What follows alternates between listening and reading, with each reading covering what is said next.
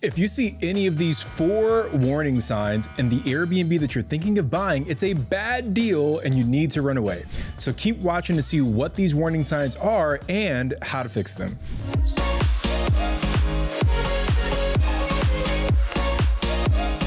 We are the Real Estate Robinsons.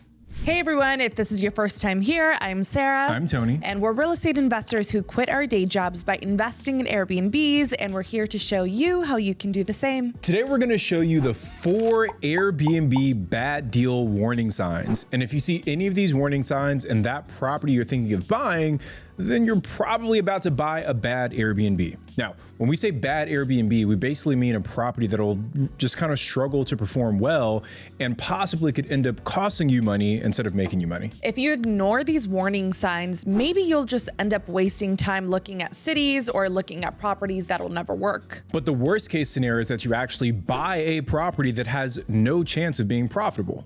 So make sure you stick around for all 4 signs, because the second sign is one that will literally ruin your Airbnb business before it starts. And the 4th sign is probably the most common mistake we see new Airbnb investors make. All right, Airbnb bad deal warning sign number 1 is that your property is in a bad Airbnb city. One of the biggest mistakes we see new investors make when it comes to buying that first Airbnb is really just choosing the wrong city to buy in. And usually they choose that city based on either fear or laziness or maybe some combination of the two. For example, when I ask a new Airbnb investor how they chose that city, it's either A, the city they currently live in or used to live in, B, the city they vacation to, or C, the city where they have family or friends they want to visit. Now, focusing on places that you already know isn't necessarily a bad thing. And in fact, there is a benefit to investing in cities you're already familiar with, most because it means you probably know what the big draws are that bring people to town, or where the popular parts of town are that would be great places to buy an Airbnb, and even maybe what places of the city you want to avoid buying in. All of that info is super important to help you make a decision on whether or not to buy in that city. But the issue here is that people end up stopping at this step. They say, hey, because I know this city and because I'm familiar and comfortable with it, then it must be a great place to buy an Airbnb. Yeah. But here's the truth. How well you know a city is irrelevant when talking about whether or not that city is the best city for you to buy an Airbnb in. Now, let me say that again, because it's super important. If you take one thing away from this video, let it be this. How well you know a city is irrelevant when talking about whether or not that city is the best city for you to invest in to buy your Airbnb. Again, it's fine to start with the city that you know, but you have to take the next step of actually validating these cities with the actual data. Now, there are 2 different types of data to consider when you're doing your market research. You have qualitative data and quantitative data. So qualitative data is basically what we've talked about so far. It's the intangibles of the city that you pick up on by living there, just knowing the city. But the quantitative data means you're looking at the cold, hard facts of that city. How many Airbnbs are currently active in that market? Is that number moving up or down? How strong is demand in that market, and is it moving up or down? Is the market saturated or not? What's the average cash-on-cash return for this market?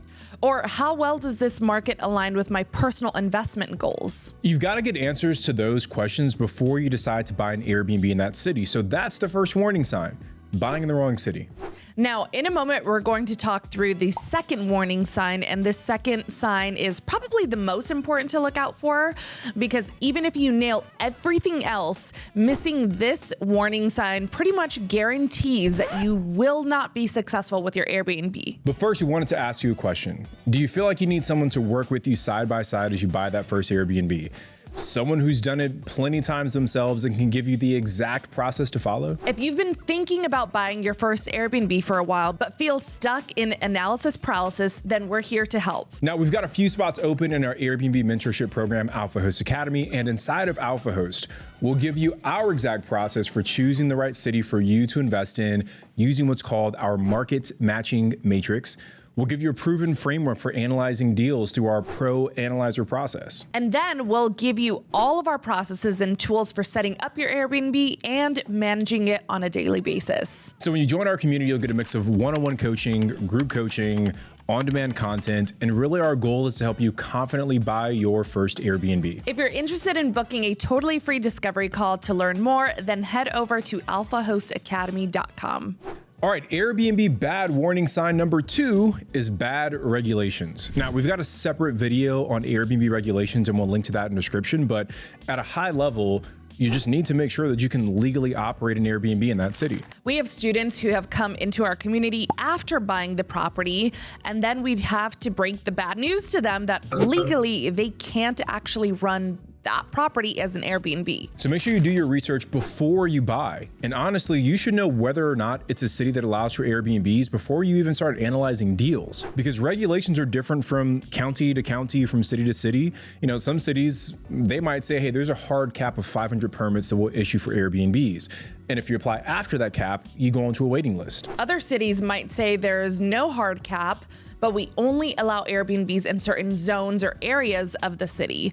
And if you buy outside of the approved zones, then you won't get a permit. So look, don't take someone else's word on what the regulations are. Go straight to the source and get the answers for yourself. Go to the city's website, call them up, get someone on the phone, or even better, like go in person to City Hall or wherever and get the answers you're looking for in person. But you 100% need clarity on the local laws before you even think of spending a single penny. You should be able to get an answer to this question with a few phone calls, or like Tony said, a single trip to the City Hall will give you that answer. But the absolute worst situation to find yourself in is buying a property and then realizing afterwards that you can't actually use it as an Airbnb. All right, so the first 2 Airbnb bad deal warning signs had more to do with the city. The final 2 warning signs have to do with the actual property itself. So make sure to watch until the end, because warning sign number 4 is one of the warning signs most new Airbnb investors completely overlook. But on to warning sign number 3 first. Airbnb bad deal warning sign number 3 is bad property analysis. So when I ask a new investor, like, hey, what's your process for analyzing deals? I get a lot of people who kind of fumble over their words and say, oh, I looked at Mashvisor, I plugged it in, to the AirDNA revenue calculator, or worse, I didn't really run the numbers on it at all. Guys, if there's one thing that you need to understand from this video, it's what I'm about to say next. If you're planning to spend $200,000, $300,000, $400,000, $500,000, maybe even $1 million to buy a property, then you have to follow a proven process for analyzing those properties before you purchase them. Because once you sign on the dotted line, there's no turning back. So you need to follow a proven process for analyzing properties so you really understand both the revenue potential of the property and how much profit it'll likely generate. So we'll link to another video of ours where we walk you step by step how to analyze a property as an Airbnb. But at a high level, when analyzing a property as an Airbnb, you need to know its average daily rate, its occupancy, and its cleaning fee income. And then you need to project all of the expenses like your mortgage, repairs and maintenance, utilities, and so on. And then once you have all of that data, you have a much clearer picture of the actual profitability. Now, if you guys want a totally free tool that we use to analyze deals, it's an Airbnb analysis calculator, then head over to the realestaterobinsons.com/calculator to pick that up. But repeat after me, I will not buy an Airbnb without completing a thorough analysis of the cash flow. And before we keep moving, we'd really appreciate if you guys could give this video a thumbs up, subscribe to our channel, hit the bell for notifications. Every new subscriber really does mean a lot to us. We have a goal of getting to 100,000 subscribers by the end of the year. So if you're enjoying the content, you find it helpful, please subscribe and turn on the notifications. We work really hard to give you guys all of this knowledge. All right, now time for our final warning sign. So Airbnb bad deal warning sign number 4 is bad design and amenities. Now, a friend of mine told me recently that we're entering into the Airbnb amenities arms race, and honestly, it couldn't be more true, right? Because what it took to be successful on Airbnb in 2019 or even 2020 is very different than what it takes to be successful today. Because as more hosts have entered the space, the level of competition has significantly increased. So what used to be a really good property a few years ago is now just an okay property. A property that used to stand out is now one that just kind of blends in with the crowd. But the way you continue to elevate your Airbnb above the competition is through your design and amenities. So you need your guests to feel like they're walking into a space that's completely unique, right? That's worthy of being the backdrop for the social media posts they're gonna post. Most new Airbnb investors make the mistake of forgetting to budget for design and amenities when buying a property. Like they know they need to account for the down payment and the closing costs, but they just really underestimate the budget for design and amenities. So we have videos on design and we'll link to those in the description of the video as well. But if you're not someone who's really good at design, then hire it out. There are tons of amazing Airbnb designers out there, but if you want to work with our team directly, then head over to therealestaterobinsons.com/design and you can book a free consult with our in-house designer.